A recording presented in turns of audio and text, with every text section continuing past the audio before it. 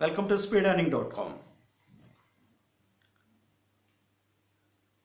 पैसा बनाने के लिए, अमीर होने के लिए हम हमेशा आपसे कहते हैं हार्डवर्क सिर्फ काफी नहीं है। सिर्फ हार्डवर्क से नहीं होगा काम।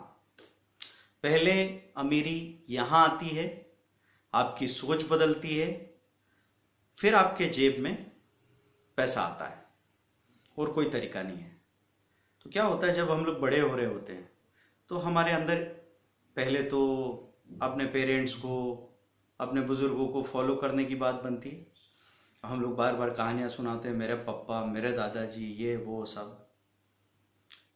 प्यार तो हम उनको आज भी करते हैं, रिस्पेक्ट भी आज भी करते हैं, लेकिन धीरे धीरे जब आप 15-16 क्रॉस करते हैं तो आप में एंटी एस्टेब्लिशमेंट थॉट आने लग जाते हैं। आपको ऐसा लगने लगता है अगर जो कुछ चला आ रहा है वो सही है क्या, कुछ और नहीं हो सकता। कुछ चीजें जो आप में घुटन पैदा करने लगती है, आपके अंदर फ्रस्ट्रेशन होता है, गुस्सा पैदा होता है। वो पुराना आदमी कह रहा है कोई आपसे कि सुबह से उठे आप 9 बजे, पीछे से आवाज आ रही है कि अरे भैया ऐसे बिजनेस नहीं होता है। हमारे जमाने में 7 बजे दुकान खुल जाती, 6 बजे झाड़ू लग जाता था, वो 10 बजे आते थे दुकान से वापस, और ये घूमना फिरना, कपड़े लगते, ये सब नहीं था। एक्सरसाइज करने लगे आप 11 बजे, तो किसी ने कहा कि एक्सरसाइज सुबह होती है प्राणवायु में 5 बजे। आपने कहा चलो हटाओ, करना ही नहीं। ये पॉसिबिलिटी बन सकती है। तो धीरे धीरे हम लोग बाहर के थॉट्स को ढूंढने लगते हैं। जैसे हम भी अपने टीन एज में थॉट्स को ढूंढते थे, पढ़ते थे। कभी कभी ऐसा रिलीफ मिलता था जैसे कहीं से ताजी हवा का झोंका आया है। ऐसा एक झोंका था रॉबर्ट टी कियोसाकी।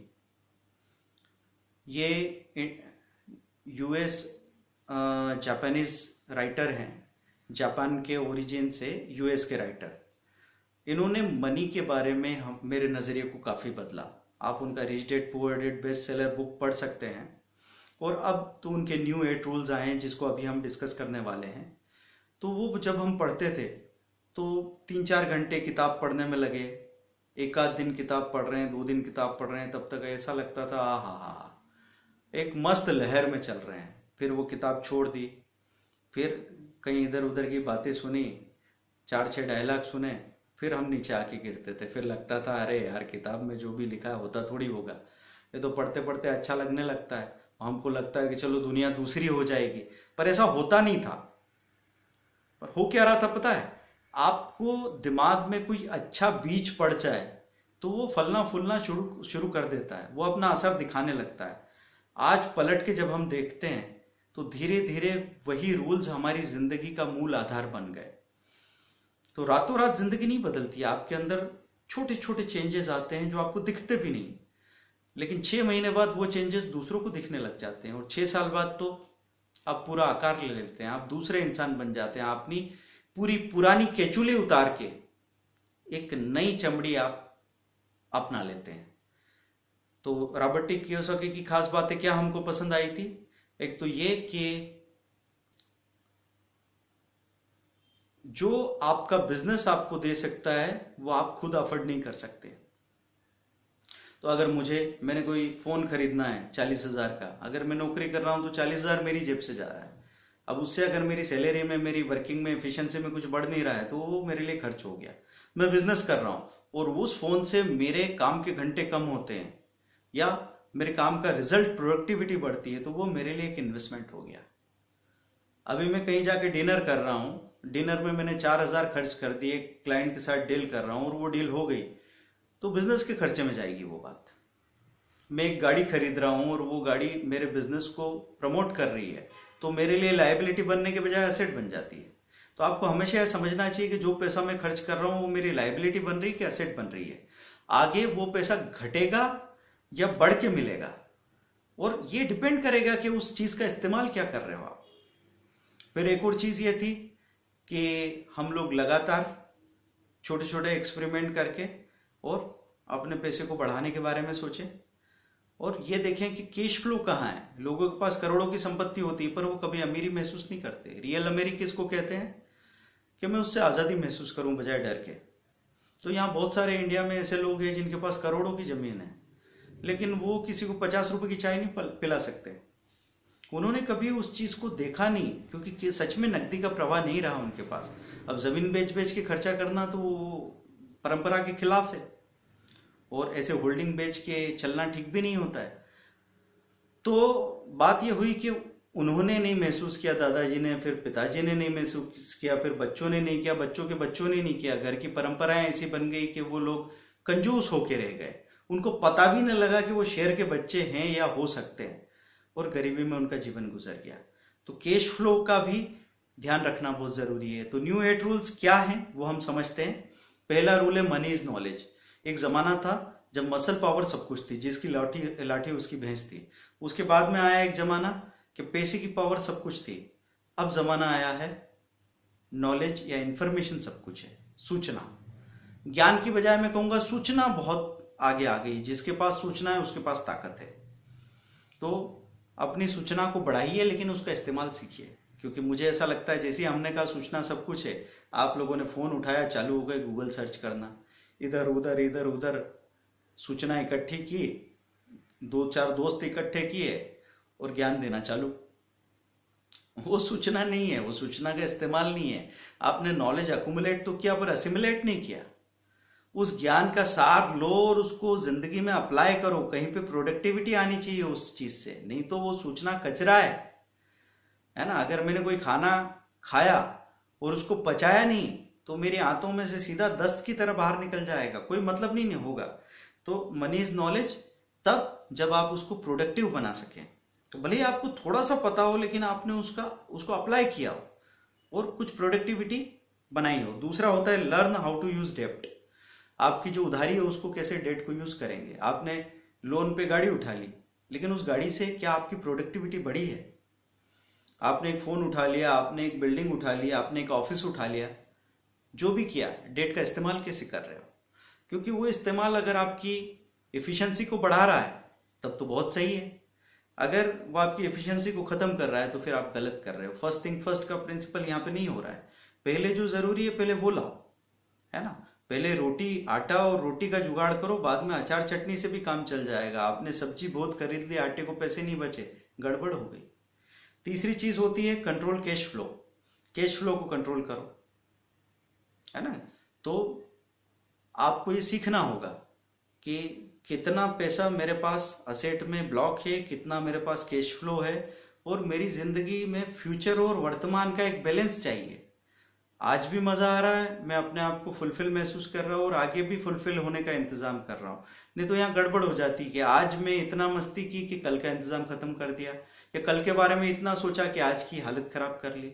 गड़बड़ है दोनों चीजें, आपको चाहिए बैलेंस। चौथी चीज है prepare for bad times and you will have always good times. आप बुरे समय का इंतजाम करके रखो। देखिए, एक बात तो भरोसे की ये भी है कि आप जिंदगी में कभी किला नहीं बना सकते। जो कुछ आपको भोगना है वो तो कभी कभी ऐसा होगा कि पूरा किला बना के भी वक्त आके आपको चीर के निकल जाएगा। फिर भी अगर मैंने पूरी कोशिश की है लॉजिकली, उसके बाद अगर कोई गड़बड़ हुई है तो मैं अपने आप को जवाब दे सकता हूं कि मैंने कोशिश कर ली थी, फिर भी ये तो तकदीर में लिखा था, इसलिए मैं भोगने को तैयार हूं। आप ऊपर वाले की सजा भुगत सकते हो, अपनी गलती नहीं भुगत सकते। तब आपको बार बार ये ख्याल आता कि काश थोड़ी कोशिश कर ली होती। सुख दुख और किसी चीज में नहीं है। इंसान अगर अपनी पूरी कोशिश करने के बाद में पूरा जमीन पे चला जाए तो भी अपनी नजर में नहीं गिरता। आप दुनिया की नजर में गिर जाओ, अपनी नजर में नहीं गिरोगे तो जिंदगी बहुत शानदार होगी। आप दुनिया की नजर में ऊपर उठ जाओ और अपनी नजर में ऊपर नहीं उठ रहे हो तो कोई मतलब नहीं, आपका खोखलापन खत्म नहीं होगा। पांचवा, द नीड फॉर स्पीड।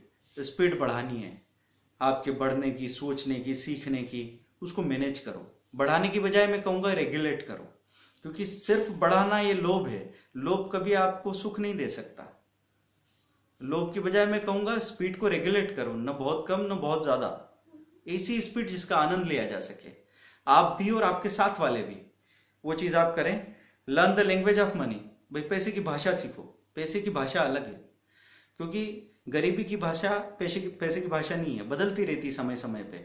एक समय था जब सेविंग सब कुछ थी, कि पैसा आता नहीं था, कि पैसा था नहीं, कैश फ्लो नहीं था, लोग बचाते थे। भाई पैसा आ गया, भाई हमारे पास खाने पीने का अनाज है, खेती है, बहुत लंबे लंबे खेत है, लेकिन पैसा दिखता नहीं है। जितना आया बचा लो। बुरे नहीं थे वो लोग, गलत नहीं थे उस वक्त, क्योंकि हमेशा इंसान को इतना होशियार बनाया गया है कि अपने आसपास के हालात के हिसाब से वो अच्छे डिसीजन ले ही लेता है। बस गलती कब होती है कि जो डिसीजन मेरे पिताजी ने उस वक्त लिए थे वो मेरे को लपेट के चले गए और मैं भी उन्हीं का गाना गा रहा हूं अभी, तो कल का सॉल्यूशन आज काम नहीं करेगा। हर चीज पुरानी और बासी हो जाती है, उसको बदलने की जरूरत पड़ती है, और सड़ जाए तो फेंकने की जरूरत भी पड़ती है, और नए नियम बनाने पड़ते हैं, ढूंढने पड़ते हैं। वहां पे आपका विवेक, आपकी बुद्धि काम आती है। तो हमेशा दिक्कत क्या होती है, कभी कभी हम दबे कुचले मरी हुई चीजों को अपने कन्वीनियंस से ढोते रहते हैं, बगैर किसी लॉजिक के, बगैर किसी रीजन के। क्योंकि जो लोग कभी सवाल नहीं पूछते उनको पता भी नहीं लगता कि जो चीजें आउटडेटेड हो गई उनको भी हम घर में रखे हुए हैं। भाई तुम्हारे आपके घर में जब सफाई होगी दिवाली की, तो आपको देखना पड़ेगा भाई ये काम में आया कि नहीं आया। अरे मैंने रखा था यार कि कभी साल 6 महीने में काम आएगा, 3 साल से नहीं आया, उठाओ बाहर करो। धीरे धीरे पता लगा आपको कि भाई मेरे घर में जगह की कीमत ज्यादा है और ये सामान की कीमत 200 रुपए है, और जिस जगह में ये रखा हुआ हूँ, जिस सामान ने जगह घेर रखी है, उस जगह की कीमत 2000 रुपए स्क्वायर फीट है। तो ये गलती हो जाएगी, बदल चुका है सब कुछ। तो learn the language of money, जो दिन ब दिन बदलती चली जा रही है। अभी तक हम पुरानी लैंग्वेज के साथ जी रहे हैं, वो सब कुछ बदलता चला जा रहा है। Life is a team sport, तो एक सही टीम चुनिए। 7वां रूल ये है कि हमारा जो जीवन है ये टीम का काम है, तो आपको हर जगह एक सही टीम चाहिए। आपकी पर्सनल हैप्पीनेस के लिए भी एक टीम चाहिए, आपकी प्रोफेशनल अचीवमेंट के लिए भी एक सही टीम चाहिए, आपके इंटेलेक्चुअल प्रोग्रेस के लिए, अपने अंदर की इनर जर्नी के लिए भी एक सही टीम चाहिए, आपके एंटरटेनमेंट फन के लिए भी एक सही टीम चाहिए। तो एक अच्छी टीम को चुनो और केयरफुली चुनो, मतलब ये टेकन फॉर ग्रांटेड नहीं होना चाहिए। हम ऐसा करते हैं कि अगर आपके पिताजी आपको लाके अपनी ड्रेस देंगे कि बोले इसको पहन लो, तो एक 5 साल का, 10 साल का, 15 साल का हर बच्चा कहेगा अरे हैं मैं नहीं करूंगा, ये थोड़ी करने वाला हूं। भले ही वो फिटिंग आपके काम आ जाए, हो सकता है उस उम्र का हो जिस उम्र के आप रहे हो। मुद्दा ये है कि वो मैं नहीं लूंगा, खाने में भी मैं कंप्रोमाइज नहीं करूंगा, लेकिन जो रिश्ते मुझे मिलेंगे, जो विचार मुझे मिलेंगे, जो नॉलेज मुझे मिलेगा, वो हम पुराना उठा के लेते चले जाएंगे। किसी भी जनरेशन का कहीं से भी आया हो भाई दे दो, ये तो हम ले लेंगे। यहां गड़बड़ हो जाती है। तो आपको हमेशा सही चीजों का चुनाव करना चाहिए, और कोई चीज गलत लगती है तो आप उस गलत चीज को तोड़ो मरोड़ो, बदल दो, निग्लेक्ट कर दो। इसकी बजाय इतना तो कर ही सकते हो कि मैं इसमें शामिल नहीं हूं। अगर वो चीज गलत है, मैं शामिल नहीं हूं, बदल नहीं सकता, कोई बात नहीं, आप उससे बाहर तो हो सकते हो, इतना भी काफी होगा। ऐसे ही करके गांधी जी ने अंग्रेजों को बाहर कर दिया था, असहयोग आंदोलन। अभी लोगों को समझ में नहीं आता, चीजें गलत है, फिर भी जाके खड़े हो जाते हैं सहयोग में। अब 100 लोगों को देखा खड़ा वहां पे, तो 10 लोग और आ जाते हैं कि इतने लोग खड़े हैं, इनको भी अकल होगी, तो हम भी खड़े हो गए। देखते देखते लाखों की भीड़ लग जाती है, किसी को पता भी नहीं लगता क्यों खड़े हैं भाई, क्या मिला यहां से। तो ये ध्यान रखना जरूरी है। और फिर मनी इज बिकमिंग वर्थलेस। अब क्या है, पैसा वर्थलेस बनता जा रहा है, तो अपना पैसा नया प्रिंट करो। ये उनकी लैंग्वेज में कहा गया है, लेकिन आपको ये समझना है कि पैसे से जो पर्पस पहले पूरे होते थे, अब वो सब बदल चुके हैं। अब आदमी में कॉन्फिडेंस आया है, और अगर उसके अंदर स्किल रही है, उसके अंदर नॉलेज रहा है, उसके अंदर डेप्थ है, तो वो इंसान 200 रुपए की ड्रेस पहन के भी 10,000 रुपए की ड्रेस वाले पे भारी पड़ सकता है। यह हमेशा से दुनिया में होता रहा है। क्वालिटी को छुपाया दबाया नहीं जा सकता। लेकिन जिनके पास क्वालिटी नहीं होती, जो लेजी होते हैं, क्वालिटी डेवलप नहीं करना चाहते हैं, ऐसे बहुत सारे लोग होते हैं, बाप का पैसा से उठा के लाते हैं 50,000 की ड्रेस, और वो किसी अक्लमंद आदमी को सामने खड़े होकर बोलते हैं देखा मेरे पास ये है। वो आदमी फिर भी उनको बेच के खा जाएगा, क्योंकि असली बात यह है कि कितनी भी सुविधाएं दे दो आप एक ऐसे आदमी को जिसने अपने आप को अपडेट नहीं किया, अपनी मूर्खता को छोड़ा नहीं, तो होशियार लोग हमेशा उनके ऊपर सवारी करेंगे। तो आपको क्या करना पड़ेगा, अपने आप को अपडेट करना पड़ेगा। आप बाईपास लेने की कोशिश मत करो भाई। अगर हमको भी अपनी स्किल बढ़ानी है, हम किसी के साथ कम्पीट कर रहे हैं, अब वो 100 किलोमीटर की स्पीड से भाग रहा है, आप 25 की स्पीड से भाग रहे हैं, पर अगर आपने उसके साथ चलने की, अपने आप को अपडेट करने की कोशिश की, तो आप भी 25 से 30, 30 से 35, 35 से 40 हो जाओगे, तो मजा आएगा ना। जीवन में आपकी गति आपकी मुक्ति है। तो हमेशा अपने आप को आगे बढ़ाने की, अपने आप को स्ट्रेच करने की, अपनी छुपी हुई ताकत को बाहर लाने की कोशिश करनी चाहिए। ऐसा नहीं कि अपने से नालायक लोगों का एक दरबार बना लिया, जो पुराने राजा लोग करते थे। वो ताली बजाते हैं, वो आपके लिए शास्त्र लिखते हैं, कविताएं लिखते हैं, आपके लिए गाना गाते हैं, और आप उस आइसोलेटेड सर्कल में सोचते हैं कि भैया मैं बहुत ही परफेक्ट हूं। जैसे ही आप उस सर्कल से बाहर जाते हैं, आपको घबराहट होने लगती है, आदमी घबरा जाता है, सीधा आके अपनी गुफा में वापस छुप जाता है। ऐसी जिंदगी मत जीना, क्योंकि हर जन्म में आप पैदा होते हो, आप अपने आप को थोड़ा ऊंचा उठाते हो, थोड़ा आजाद होते हो, डर से बाहर होते हो, तो आपकी जिंदगी आगे बढ़ती चली जाती है। यही प्रोसेस है। तो ये न्यू 8 मनी रूल्स हमने आपको बताए हैं, जिससे आप अपने आप को ताकतवर भी बना सकते हैं, हैप्पी भी बना सकते हैं, और बाहर से नहीं अंदर से भी समृद्ध हो सकते हैं। क्योंकि अगर किसी चीज को जाना नहीं, तो हो सकता है आपकी तिजोरी में किसी तरीके से आपने करोड़ों रुपए भर दिए, पर वो न्यूसेंस वैल्यू है, वो आपके कभी काम नहीं आएगी, ना आपके खानदान के काम आएगी, वो आपके लिए बीमारी बन के इकट्ठी हो जाएगी। मतलब जिस चीज को आप पचाना नहीं जानते, ऐसी 15 रोटी अगर आपने खाई तो पेट दुखेगा। इसलिए सही ढंग का खाना खाओ, उसको पचाओ, आपके बदन को लगे, आप इतने खूबसूरत बनो कि दूसरे लोग देखें तो उनका दिल खिल उठे। Thank you very much, bye.